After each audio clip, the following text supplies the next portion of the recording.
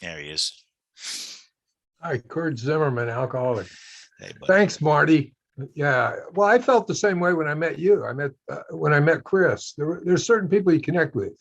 There's just certain people that there's just a transference of energy. And I'll tell you a little story about it. I was speaking at some meeting, I can't remember, a couple of weeks ago, and the guy called me and he said, "Hey, I've never heard you, but somebody said, I really need to listen to you. And, the meeting, there's like 300 or 400 people." And I'm like, "Can I get the Zoom link?" And he's like, "Well, yeah. And all these people have spoken." He named all these people. None of them I knew. And I said, "Can I get the Zoom link?" And we did this about 4 or 5 times. I was like, this is not pertinent. Because like Marty said, we're all a bunch of drunks. This is the same playing field. Saying that, I see John there, Jimmy, Elizabeth. Saying that, if there's anything I say that goes over your head, Marty will translate at the end of the meeting. No, I'm just kidding. You guys started with the set aside prayer. And it's really funny because I hear it in different versions. I've been listening to it since 1987. When we put it together in a workshop. And so this is a copy of it. It's prayer number 1. So the reason we put this in a format in this workshop was because a lot of people say, well, that prayer is not in the big book. And so we took, I'm going to just read it since you guys told me I have an hour. There's several spots in the book where this prayer came from. Now, it was my understanding that Don Pritz gave this to Joe. And then I used this the first time I went through the steps, but let me just give you so the prayer is, "God, please help me set aside everything I think I know about myself, my disease, the steps, especially you, for an open mind, new experience with myself, my disease, the steps, especially you." Big book references. Page 42, paragraph 3. It meant I would have to throw several lifelong conceptions out the window. Page 46, paragraph 2. We found that as soon as we were able to lay aside prejudice and express even a willingness to believe in a power greater than ourselves, we commenced to get results, even though it was impossible for any of us to fully define or comprehend that power, which is God. Page 47, paragraph 1. Do not let any prejudice you may have against spiritual terms deter you from honestly asking yourself what they mean to you. Page 48, paragraph 1. Besides a seeming inability to accept much on faith, we found ourselves handicapped by obstinacy, sensitiveness, and unreasoning prejudice. It finally beat us into a state of reasonableness. Sometimes this was a tedious process. We hope no one else will be prejudiced for as long as some of us were. Page 49, paragraph 3. We have traveled this dubious path, beg of you to lay aside prejudice, even against organized religion. Last one, page 58, paragraph 3. Some of us have tried to hold on to our old ideas, and the result was nil till we let go absolutely. So those were the reference points from where that came from. Now, when Marty said, that was fun. That was funny when Kevin said, when Marty says we, it means Marty. I was thinking about that. The first time I heard the tradition, it says, our common welfare comes first. My translation was, my common welfare comes first. That's how I read it. I was like, oh, yeah, that's right. That sounds good. So with that, what I did is I have a few notes along with the big book, because there were some certain points I wanted to hit on before I kind of got into 10, 11, just to kind of prepare the way. And one of them was, let me just, most of you guys know, I kind of always start this thing. I thank God I'm not suffering from what's not happening anymore. I really, really mean that. My problem, just like the book said, centered in my mind. And I didn't know Well, like Einstein said, I didn't know I was trying to fix the problem with the problem. And so one of the things I wrote down was thoughts don't ruin your day. It's faith in the thought system that ruins your day. I had faith in a thought system. I didn't know this because that's what it said in the big book on page 52. It said, without knowing it, I'd been brought here by a certain kind of faith. The key for me in this was not knowing it. So what was the faith that I had, that I always had? I didn't have to get it, I had it. The faith that I had was, I had faith in the thought system. They call it God a reason in the big book. And what I had faith in was a thought system that created a story about what I saw or what I experienced. And that story created a lot of mental anxiety. And usually the finger was pointed at you, you caused it, not me. And but I had faith in that thought system. And the reason I had faith in that thought system is because I didn't have access to anything else. And this is where I'm getting into 10 and 11. I just listened to a narrative all the time in my head. And, I got a buddy, he said, look, if let's just say Marty was off the rails and he was telling me a story about something that happened to him, and I was listening to that, I wouldn't listen to Marty very long. It wouldn't drive me nuts because it's Marty's thoughts, right? But when I listen to my own, I think they're my own. Like we're all doing the same thing around here. Everybody's just creating the same thing. We just say it different ways, different experiences. And what I got was, we all have feelings, we all have thoughts. And the funny thing about that is we've never seen either one of those. Nobody's ever seen a thought. Nobody's ever seen a feeling. But we rely heavily on it. It's kind of interesting, isn't it? I mean, it's just a thought. And we think that's the truth. And that was the delusion I was under, just like the big book said. I was a victim of this delusion that I could wrest satisfaction if I managed well. And what my managing did, it created more unmanageability. That's what it did. And so the price I had to pay for that was I had to drink it 19 years. And, I love that promise. You don't regret the past, nor wish to shut the door on it. I don't say, it sounds funny when I say, thank God I drank it 19 years. It's not really thank God. But, that was, as Koya said to me when I was drinking in Newport Beach one night, I got some news for you. You're not going to understand it, but all this is part of that decision you made. Well, that just went right over my head. And he was right. I didn't understand it. But I missed what he was saying. See, what I missed was, I pulled a specific event out of 40 years of being in AA. I pulled a specific event out and I said, oh, this is all part of it. That's not what he was talking about. What he was talking about was this process of being on track, off track, on track, off track, off, was all part of it. This was the decision you made, but I didn't know that. And it's one of the reasons that I could never constructively review my day, because I always did it through the lens of guilt and shame. And that came out destructive. I was always beating myself up. But the truth of the matter was I wasn't beating myself up. The condition that I suffered from was beating me up. This condition of self. And what I've come to find out is that condition's not me.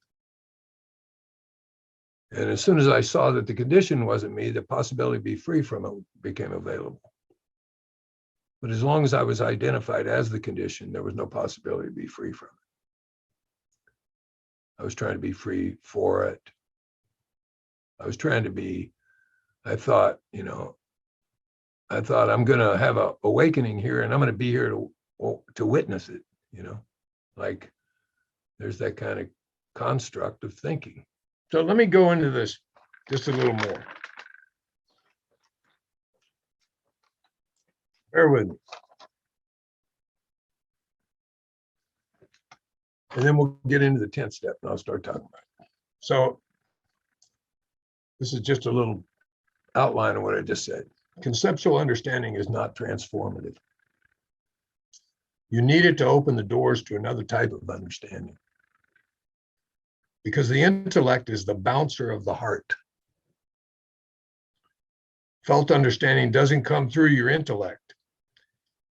It is saying that it's not possible, or that's not plausible, or you can't get sober, or whatever. In principle, so you need the intellectual discourse in order to allow your intellect to relax and give yourself permission to have a different kind of understanding. So it's like kind of the pause when agitated or doubtful. When I do that, there's a space. And when there's a space, something can come in. You could call it a revelatory insight. You could call it a download. You could call it whatever you want to call it. It's kind of like that. Oh. It's a sense feeling. It's not your head. So let me just start with this, and let me get on the page.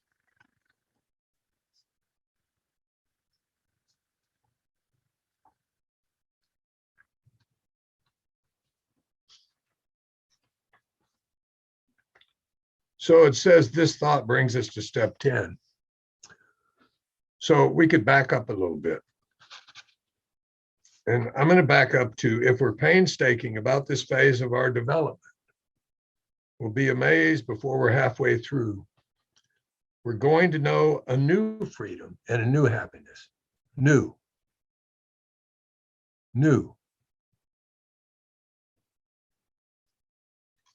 We will not regret the past nor wish to shut the door on it. We will comprehend the word serenity and we will know peace.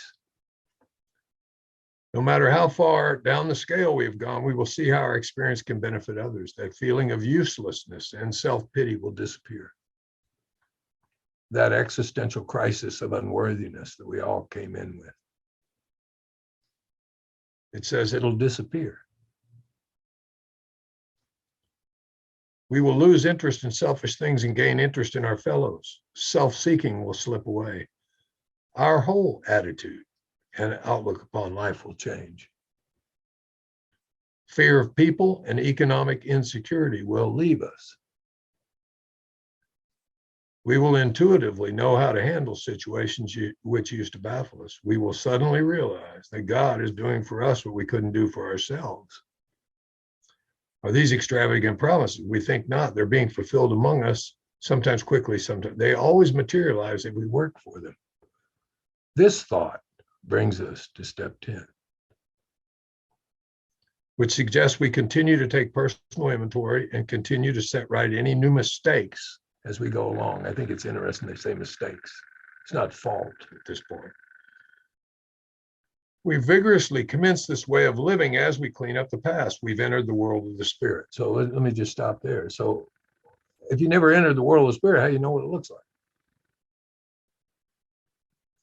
Well, I think if you read the book descriptively rather than instructively, I think it just described what it looks like to be in the world of the spirit. I comprehend the word serenity. I know peace. I've been released from fear. I'm not suffering from what's not happening anymore.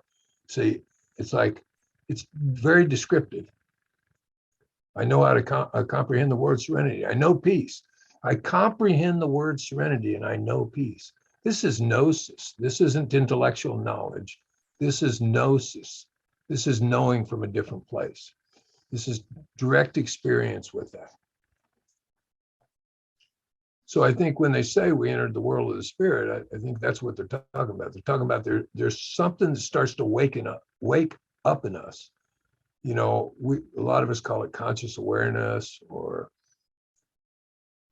I'm not my thoughts. It's said a bunch of different ways. The big book says this awareness is the essence of a spiritual experience, or more religious members call it God consciousness back in the back of the book. This awareness that sees, oh, I'm not suffering from what's not happening anymore. I'm not getting on that train. See, I know where that train goes. It goes to one place. That's where that train goes. So there's an ability to recognize this intellectual discourse. It's a fear-based system. It's either rooted in the past or it's rooted in the future, but it's always pulling from there. It's never present. See, and when you comprehend the word serenity and you know peace, that's presence. That's presence. I have a friend, he says, you don't need to get in a moment. He said, you can't be out of a moment.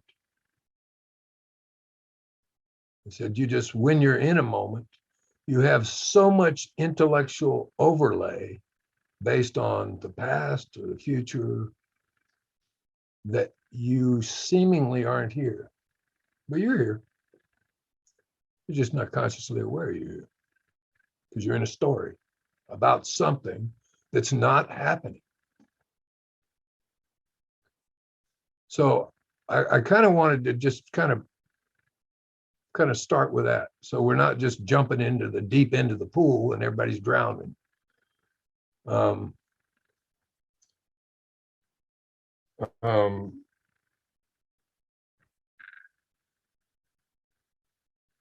another thing I like to say is this, and I have deep respect for that big book. Believe me, it's my meme. It's how I translate other spiritual text. It's like my meme for understanding. I go, oh, I'll read something from the Sufis, and I'll go, oh, it says that in the big book. See, it's like, Don C, good friend of mine, mentor, I call him a sponsor, but he still hasn't answered me. I asked him 11 years ago, he still hasn't answered me. But he said, somebody asked him one time, if you had to give up your native tradition for AA, what would you give up? And he said, I'd give up my native tradition. Because the 12-step process and AA and you people are what helped him come into an awareness that understood his native tradition. See? Without that, it was like we're working at the level of mind, So what I was going to say, I prepped for it. The menu is not the meal. I ate this book for a long time and it didn't produce the results because I was worshiping the menu, not the meal. And I don't think that's a wrong move, but I think it's a stage-specific move in how we move through this process. I think I had to do that, just like I had to beat people up with a big book. I was so excited. I mean, I probably ran more people away than I brought in, And I remember Pritz said one time, if that doesn't happen, something's missing. Like you kind of got to get excited about this thing, right? And I think that was part of the revelatory experience that happened when I was released after drinking after 19 years was, I'd just been managing with spiritual principles the whole time. I really wasn't, but I was managing with my ego's interpretation of spiritual principles, very different. I have an intellectual understanding of it. So that would look like, well, let me just say, like if we said honesty, that would be the principle, right? So I was, that looked like, well, if I bought something and you gave me $10 too much, well, I go back in the store and I give you the change. And I said, I'm being honest. But the experience that I had 11 years ago was a little different. So honesty looked like this. It didn't look like the same as intellectual honesty. It looked like intuitive honesty. It looked like insight, clarity, the ability to see truthfully. It looked like you could see beyond the veil. There was access to something else. And I love the way that's referenced in the book. Every one of these people have gained access to and believe in. You gain access to this, guaranteed you'll believe in it. Because it's a paradigm shift. So it says we commence this way of living way of living. Oh, I must have missed that first 19 years. I thought it was a way of working the steps. It was like, you know, it was a way of living. So this was, at this point, I'm trying to integrate this way of living. Now, here's how I explained it to Koyas. I said, I called him. I said, I want you to sponsor me. Now, before you say anything, I want to explain this. I said, I want you to sponsor me, but I'm not going to call you and ask you how to manage my life. I got it. I got it. Like, I've seen Santa Claus. He's not real. I don't have to revisit that every week to remind myself Santa Claus doesn't exist. I got it. I said, but let me explain. I said, there's a part in the book that said, we stepped from bridge to shore. Reason it brought us so far, but we couldn't quite step ashore. Well, I don't think I stepped ashore. I think I was carried there. I think that was the part, people say grace. And I said, this happened to me in 1986. I had a huge revelatory experience, released me from drinking. And I said, I stepped from bridge to shore, or metaphorically, I was carried. And I got on this island, and guess what? For 19 years, I thought I knew how to navigate the island. And I said, the pygmies almost killed me. I said, so what I want you to do is I want you to help me. I'm on that shore again. And I said, I'm not moving from this spot until I know that there's somebody who knows how to navigate this spiritual dimension and integrate it into my life. So that's what I said to him. Now, I bet if you ask him, he go, I don't remember that, because he always says that. I don't remember saying that. But that was the deal. It's like, how do I do this? How do I integrate these principles? Like, well, part of it was, doing what the book said, which was real simple. It was like, okay, when pause, when agitated or doubtful, pause. It was like a practice. It wasn't like it wasn't easy. When I first did it, I did it for a week. I came back, I said, I failed the test. He goes, what test? I said, the test you gave me. You told me to pause. I said, I paused. I didn't get shit done all week long. He goes, that wasn't a test. He said, well, the whole point of that was to see how much you run in this narrative of self. And like the light went on. So our next function is to grow in understanding and effectiveness. Well, I mean, that tells you kind of right there. I mean, I just kind of described that. It's like understanding and effectiveness. Everybody has a different interpretation of that. I think it's about God as you understand him, because that's what the book said. It doesn't say you don't understand him. It says you have an understanding. So those understandings could be the promises. I comprehend the word serenity. I know peace. See, like grace. I know what that means. I know what it means to be surrendered versus use surrender as a tactic of management. See, I know what that means. There's a difference. So it says, this is not an overnight matter. It should continue for a lifetime. Well, this is the first time it really took the weight off. Like, this isn't about perfection. This is about a practice. I'm going to do this the rest of my life. I'm going to learn how to integrate these principles. So it kind of, for me, it took the weight off my shoulders. Right? Continue to watch for selfishness, dishonesty, resentment, and fear. Well, these are all manifestations of self. So they're saying, look for these manifestations of self. Well,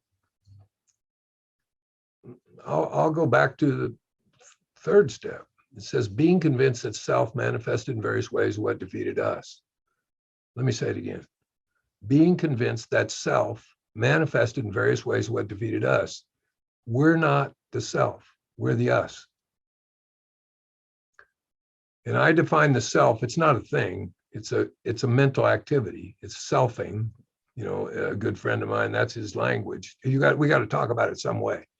But it's a narrative in my head that creates a story about something that's not happening based on the past or the future. So that's the best way to describe it.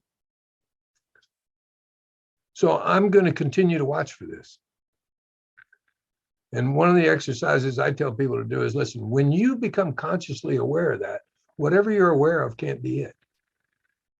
The awareness and what you're aware of can't be the same thing. This awareness, this great reality is deep down within us. I said it on page 55. This awareness of the essence of a spiritual experience, or more religious members call it God and consciousness, sixth sense, intuitive thought, insight, whatever you want to call it. So we're going to continue to watch for this condition that I used to identify as me. It's not me. Because you got it. Marty's got it. Kevin's got it. Well, if you got it, it ain't me. It's the condition we have. That's what I identify with. See, I thought I identify, when you shared from the podium, I thought I was identifying with you. I wasn't. I was identifying with the condition that was driving you. Very different. Just like when you spoke about deep spiritual things and I related to them, I wasn't relating to you. I was relating to that conscious awareness that was in me, that was in you. It was the same thing. I'll tell you a little story about a guy in I spoke at this meeting in Malibu, and this guy came up after the meeting. He goes, "I really want what you have." And I said, "Really?" And he said, "Yeah." I said, "Oh, great." I said, "Why don't you stand over here till we're done with the little line? You know, you have that little line." Pritz always said that line was the most dangerous thing in AA. You know, you start believing what people tell you, you know. And so the line got done, and the guy came up to me and he said, "I want what you have." I said, oh, that's great. I said, "I'm going to tell you exactly how to get it." And he goes, "Okay." And he's standing there. I said, "When you leave the meeting, I want you to go to the liquor store. I want you to buy a bottle of vodka. I want you to wreck your friggin' life." And he looked at me like I'd lost my mind. I was very serious.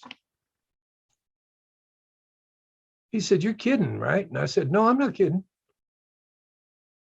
I said, "You made a mistake in what you're asking for, though." And he said, "What do you mean?" And I said, "You said you want what I have. You don't want what I have. Bro, you have what you have. You want what you have. And that's what recognized what I have. That's what you want." And he turned around and he walked away. Now, how did he know what I had? I mean, obviously, you know, it was in him or he couldn't have recognized it.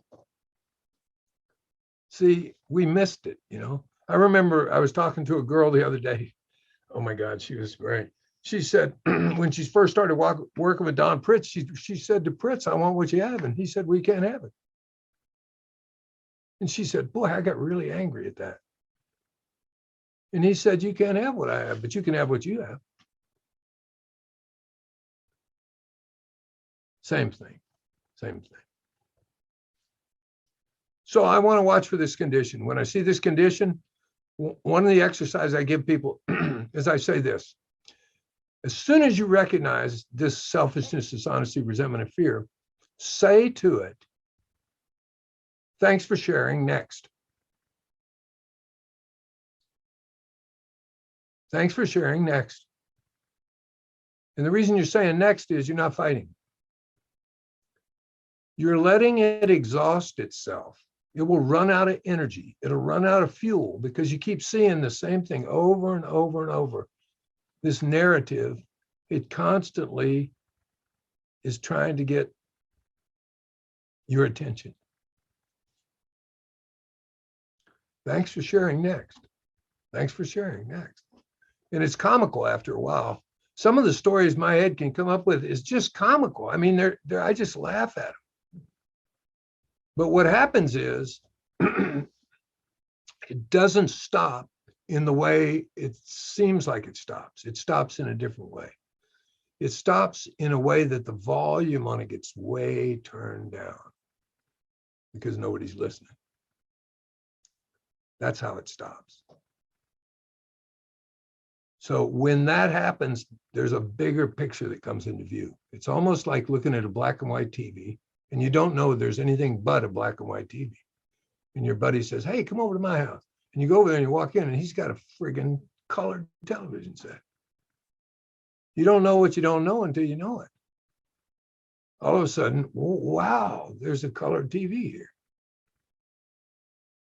See, this is terrible because we can't talk about this.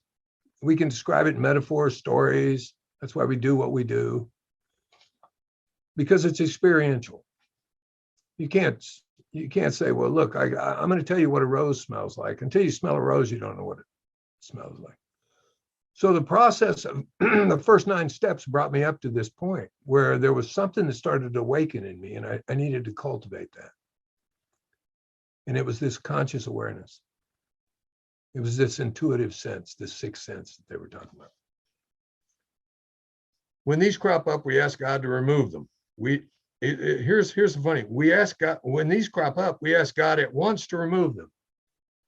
Well, the at once thing was, it's like, well, why at once? Like, you ever seen a snowball roll down the hill when it's about this big? When it rolls down the hill, as it rolls, it gets bigger. And as it gets bigger, it picks up more and more stuff.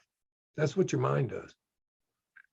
See, the story, you start to tell the story, and then the story, oh, I lost my job. Oh, I'm never going to be able to pay my bills. I'm going to be homeless. Oh my God, what are they going to think of me? You know, it just picks up more and more stuff. So at once, that's the at once thing. So it doesn't get traction. We discuss them with someone immediately and make amends quickly if we've harmed anyone. Well, I've done this 2 ways. Discussed it with people that jumped on board with the story, and we had a really big story going then. And then I've discussed it with people that had some clarity about the story I was in, which is very different, because they were able to pull me out of the rabbit hole before I got too deep into it. But I did a lot of calling people, and they go, yeah, you got, man, I'd be pissed too. They jump right on the story with you. And you don't get anywhere. Then we resolutely turn our thoughts to someone we can help. It's funny, it says we turn our thoughts. It doesn't say go help someone.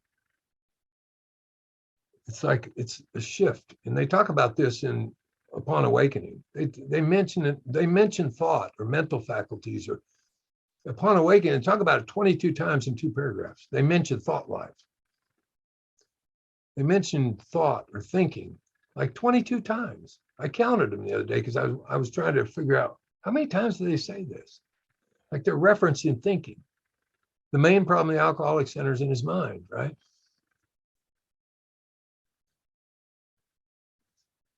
Then we love and tolerance of others is our code. I've said this, man, oh man, the last 2 years, I've said this a bunch. We get a lot of narratives about what's going on in the world and who's running things. And I'm like, look, love and tolerance of others is our code, right? We can get into all those storylines, go down those rabbit holes. Just creates mental anxiety. It's not fear.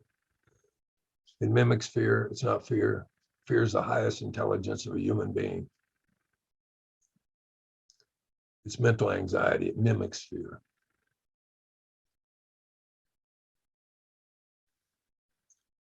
It says, and we have ceased fighting anything or anyone,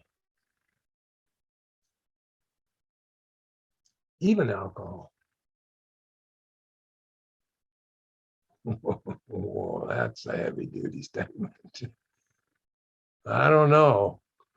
Like, am I still trying to manage and control life? Or am I seeing that thy will is being done and I'm a participant in it and I'm available to what's happening right now? Am I moving with the flow? You know, in real time, when I'm driving down the street and somebody cuts me off, am I moving with the flow? I used to run after them, act like I had a gun in the car. I didn't, but I acted like it. And I'd yell at them, you know, I just do, because, you know, they did it to me, right, Marty?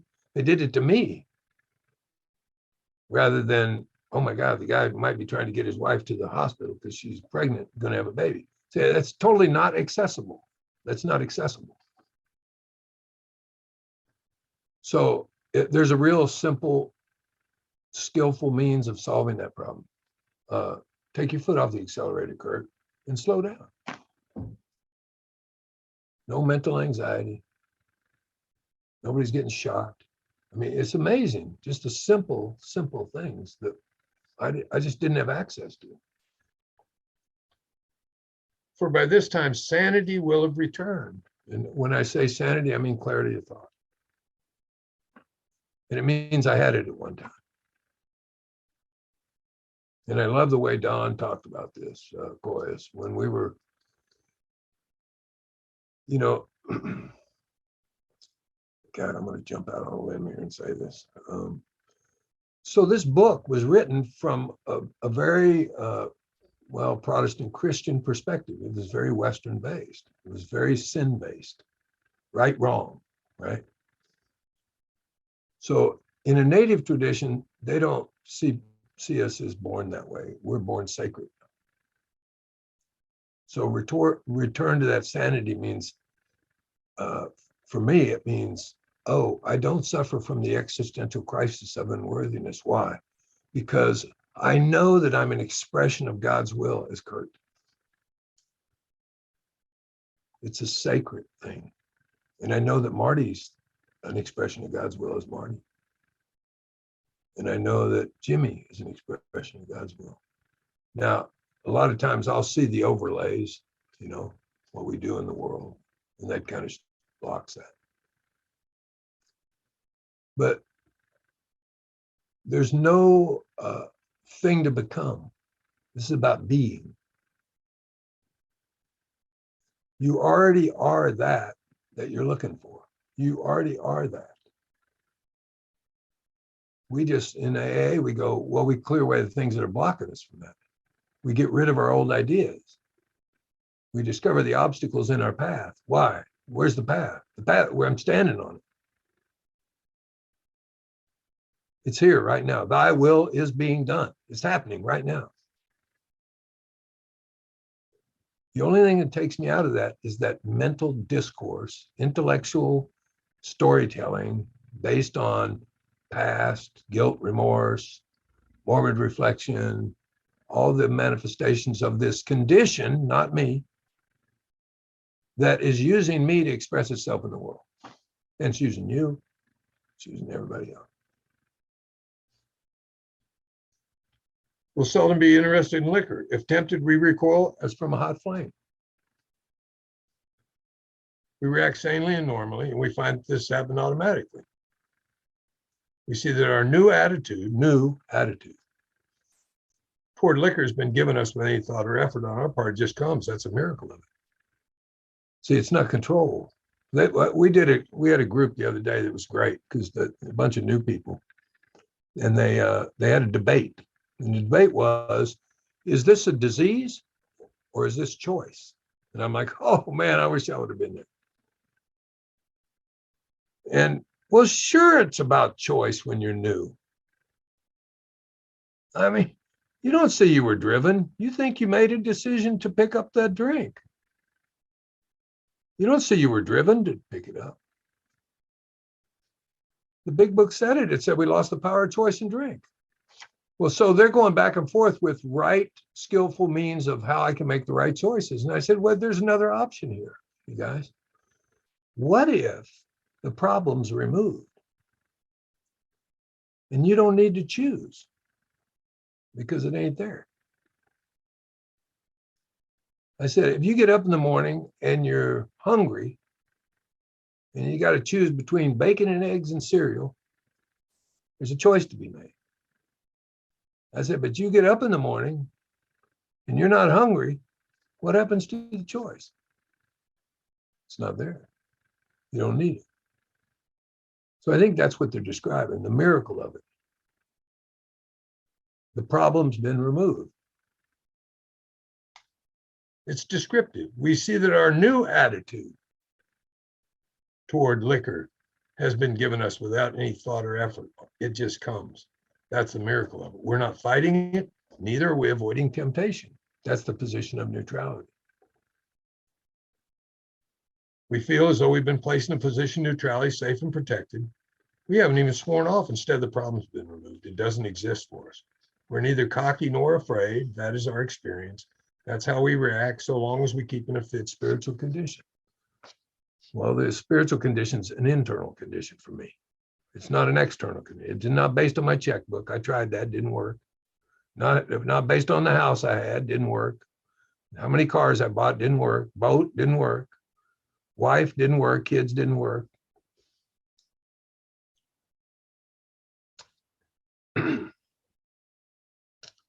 It's not what's happening to me. It's how I'm responding to what's happening to me. Because stuff's going to happen. Life's going to happen. It's a different perception of the same environment. That's the way the book says it. It's easy to let up on the spiritual program of action, rest on our laurels. Here we go, Marty. I know that one. I did it. It's easy. It says, the only place in the book it probably says it's easy. Well, oh man, it was easy to let up on the spiritual program of action. I was too busy at work. I can't sponsor anybody. I don't have time. I'll help you sponsor somebody, but I really can't sponsor anybody. I got kids now. Life's happening. It was easy. So I was listening to an intellectual discourse that was totally driving me right off the cliff.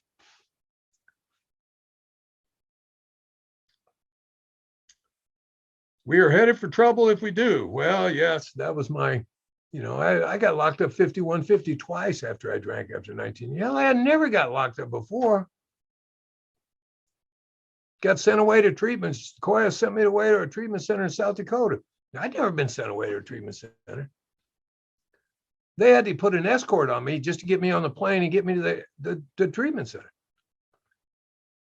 I got drunk on the plane in the back with the waitress, the stewardess, and sat down next to the escort, and she looked at me like, where did you get alcohol?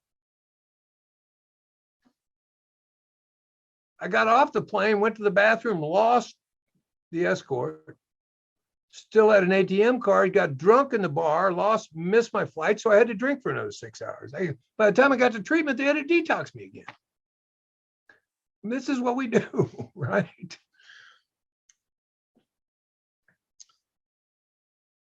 We're not cured of alcohol. And what we have is a daily reprieve contingent on the maintenance of our spiritual condition. I love this. I had too many years, not enough days. You've heard that before. It wasn't a daily reprieve. I didn't have a daily reprieve. I was wearing a badge of 19 years on me. And I kind of looked down my nose because you had 6 months because you don't know anything. And I didn't even know I was doing that. Didn't even know I was doing that.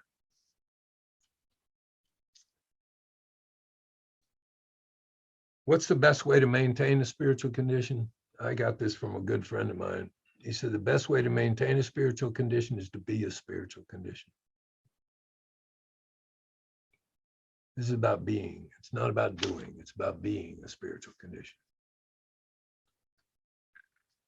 Every day is a day we must carry the vision of God's will into all our activities. Vision. Koyas is big on vision. This is a big thing. The vision of God's will. It says in here, how can I best serve thee? So how can I've been taken. Let's just simplify. I've been taken my whole life. Now I'm going to start giving. That was like the best way and the easiest way I could describe the starting point for that. What can I contribute? Rather, I ran a plumbing business for 30 years. I was always looking at how much money I could make. Somebody called and they said, oh, I got a small drain job. Nah, I'm too busy. I got this big job over here. What I come to find out was that little drain job that I turned away ended up being a big drain job.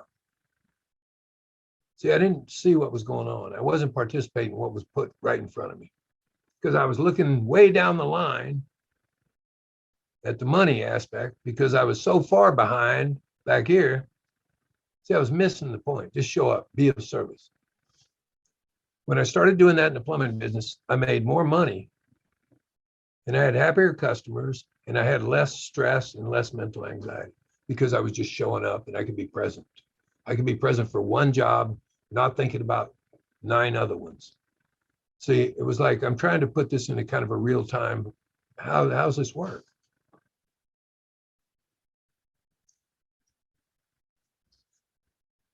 When did we start this, Marty? It was like 6, wasn't it? Yeah.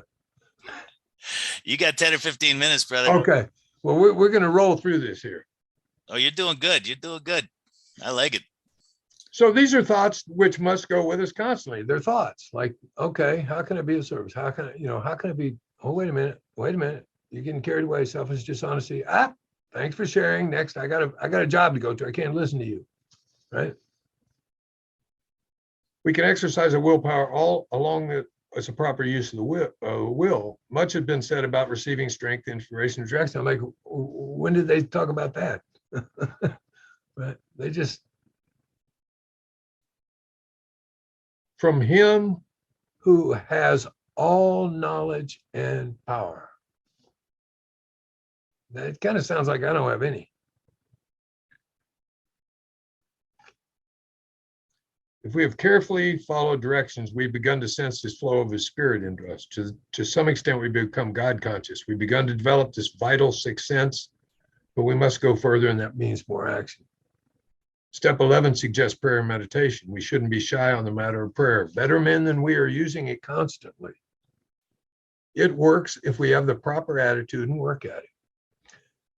Well, that's interesting, proper attitude, right? They talk about this back in the back of the book, but I want to reference this to that third step. Being convinced that self manifests in various ways what defeated us. See, I started to see, oh, wait a minute, I'm not the condition. With this attitude, you cannot fail. It says, I don't remember what page that's on. I think it's 55. Let me read it. Yes. We can only clear the ground a bit if our testimony helps sweep away prejudice, enables you to think honestly, encourages you to search diligently within yourself. Then, if you wish, you can join us on this broad highway. With this attitude, you cannot fail. The consciousness of your belief is sure to come to you. See, this is what I've been trying to point to. The consciousness of belief. It's not belief. The only reason I'm trying to believe something is because I don't believe it. That's what belief is. I'm trying to believe something that I don't believe. That's why I'm trying to believe it. They're saying the consciousness of this belief, like that was a rung on a ladder. The consciousness of my belief was the next rung. Like, oh, once you know it, what you're trying to believe, you will believe it in a totally different way than the way you were trying to believe it. Because it starts to integrate, it becomes experience, it becomes revelatory. It's like, that's why I was talking about faith. Faith's a modality of perception that gives reality to this great mystery. Oh, it's a reality. It's not a belief system. It's beyond belief. Faith is also can be used in a totally different way. Just like we talked about on page 52. If I have faith in a thought system that produces mental anxiety, well, it's just where I put the faith, right? It's like dependence. It's my dependence. So I'm shifting the dependence from a thought system to an intuitive system, to what's given. It's presented every day. I don't have to go looking for it. I just need to, when the phone rings, I go, I really need some help here. And the phone's ringing. I say, I don't have time to answer the phone. I'm trying to get an intuitive thought here. Phone keeps ringing. Phone keeps ringing. Phone keeps ringing. Pick up the phone. Like, I'm missing the point. I used to say this prayer, please help me. And then I get arrested, sent to the penitentiary. I'm like, see, it didn't work. I'm like, oh yeah, it worked fine. I asked for help. I got the help. I got arrested. I got separated from liquor. I never saw it. God uses what's available. Well, that's what was available. I mean,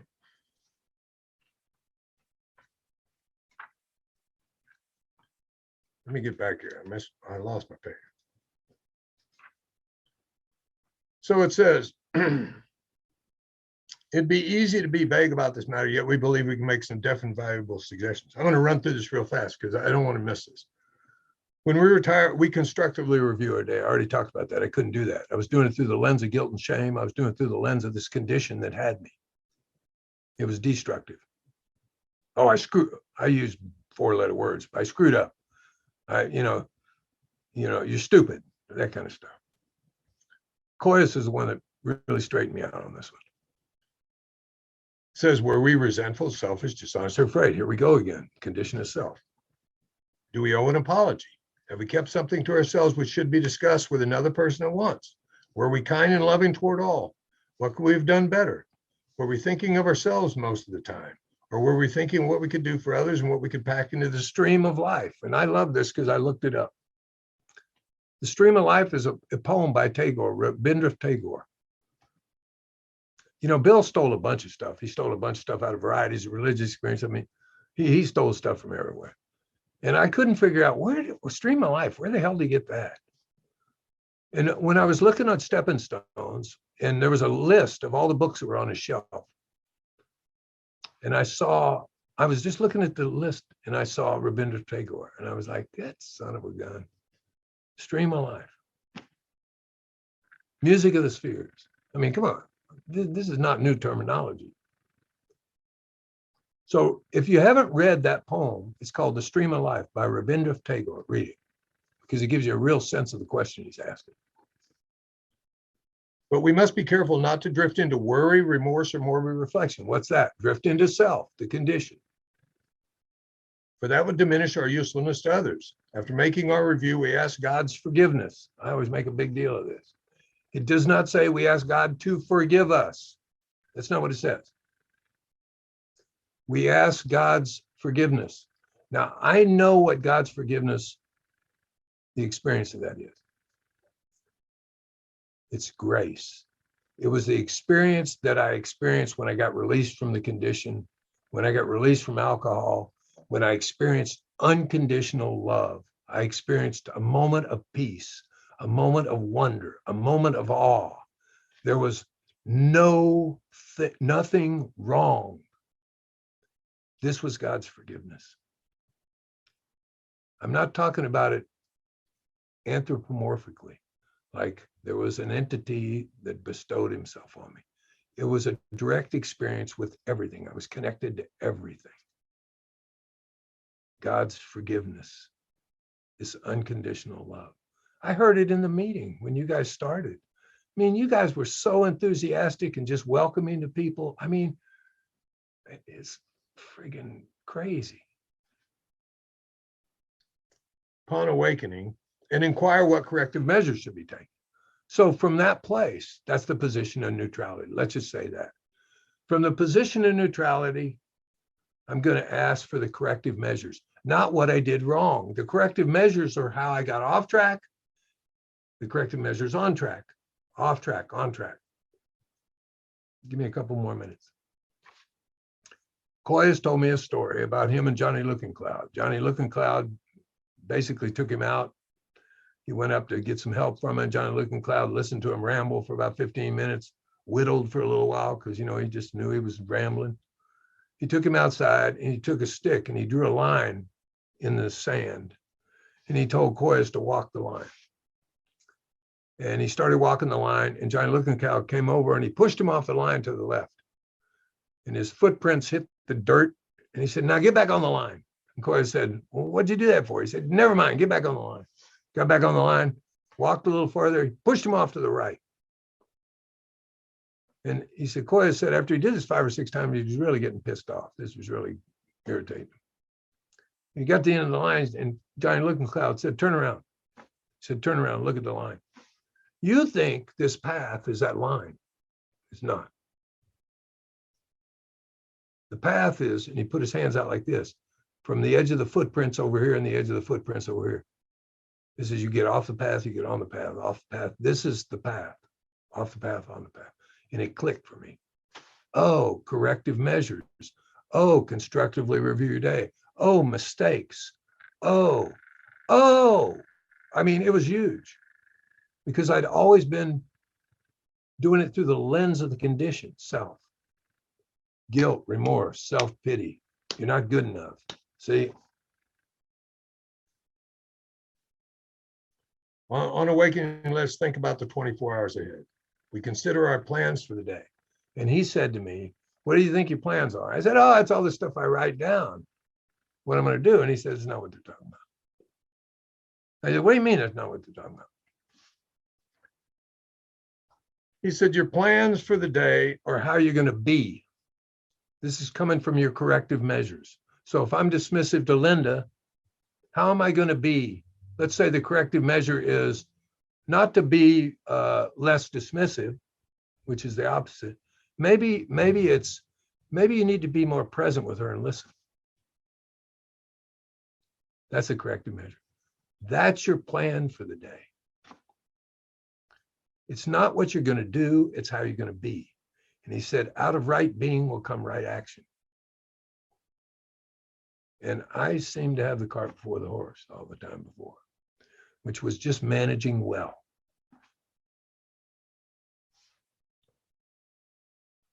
It says, before we begin, we ask God to direct our thinking, especially asking to be divorced from self-pity, dishonest, self-seeking motives. Well, this is the deal. This is like a regular deal every day at the beach. I go down, I say, God, sometimes I'll go, God, thanks for directing my thinking. I don't even ask because it's already directed. So what am I asking for? It says, God, direct my thinking, divorce from self-pity. Self-pity is usually in the past. Dishonest is I don't see in the moment with clarity. I'm seeing through a narrative. And self-seeking is in the future. So what am I asking for? I'm asking to be present. Direct my thinking. When my thinking is divorced from those things, my thought life's on a higher plane. What's that? Presence. You're here. Under these conditions, we can apply our mental faculties with assurance, for after all, God gave us brains to use. Our thought life will be placed on a much higher plane when our thinking is cleared of wrong motives. See, thinking, thought life. So mental faculties, creativity, thinking, language, the way I say things. Rather than say things from a,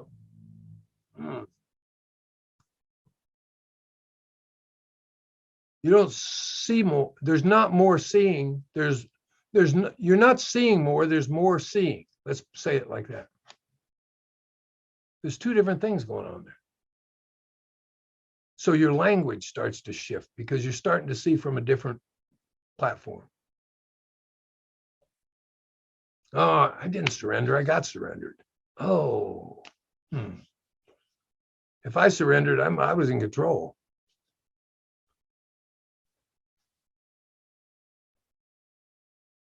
In thinking about our day may face indecision, right? Pause, agitated, or doubtful, right? We may not be able to determine which course to take here. God, we ask God for inspiration, intuitive thought. We relax, we take it easy. It's funny he doesn't mention meditation. He mentions meditation, but he doesn't mention modalities of meditation. An intuitive thought or decision. We relax, take it easy. We don't struggle. We're often surprised how the right answers come after we tried this for a while. We've all had this experience. We try to remember a phone number. Harder we try to remember it, the farther we push it back in our mind. As soon as you direct your thoughts somewhere else, the phone number comes forward, or a name. It's like that. It's practical. What used to be a hunch or occasional inspiration becomes a working part of the mind. Being still in experience, you're going to pay a big price, guaranteed. It's just part of the learning curve. Nevertheless, we find that our thinking will, as time passes, be more and more on the plane of inspiration we come to rely on. Our thinking will or our thinking will? Which one? You pick. We usually conclude the period of meditation. Well, hold on a second. When do they talk about meditation here? See? With a prayer that we be shown all through the day what our next step to be. That we be given whatever we need takes. We ask especially for freedom from self-will. And here's how I change this. This is just, we're not asking freedom from self-will. We're asking freedom from self's will. It's not mine. It's self's will. And are careful to make no request for ourselves. We may ask for others if we ask for ourselves if others would be helped. We're careful never to pray for our own selfish ends. Many of us waste a lot of time doing that. It doesn't work. You can easily see why. So I'm really out of time, you guys, and I don't want to go over the time deal. I thought I'd have plenty of time, but that's always the case. Let me read one last thing. Kurt, take us right to the place where you want to finish there. I know you're only 5 or 10 minutes away from it, man. You just running through it's beautiful. Okay. So it says, if circumstances warrant, we ask our friends to join us in morning meditation, wives or, I've done that before. And to be honest with you, I do that myself. I love it. I do. I'm a solitary kind of guy. I like to go to the beach. I like to be by myself. I like to be with the Creator by myself. That's just my deal. It doesn't mean I wouldn't do it with somebody else, but that's my deal. Linda has her process. I can have my process. We talk about it all the time. I don't have a religious denomination. I'm a member of all of them. I mean, I think there are different dialects of one language, and they're based on culture and time, and I hear all of them. So that's my thing. If not members of religious bodies, we sometimes select and memorize a few set prayers which emphasize the principles. There are many helpful books. Suggestions about these may be obtained by a priest, rabbi, guru, whatever. Be quick to see where religious people are right. It doesn't say, it says be quick to see where they're right, not that they're right. This gift of discernment is part of the awakening, this intuitive thought. Where they're right, not that they're right. It sounds like this. It has a resonance.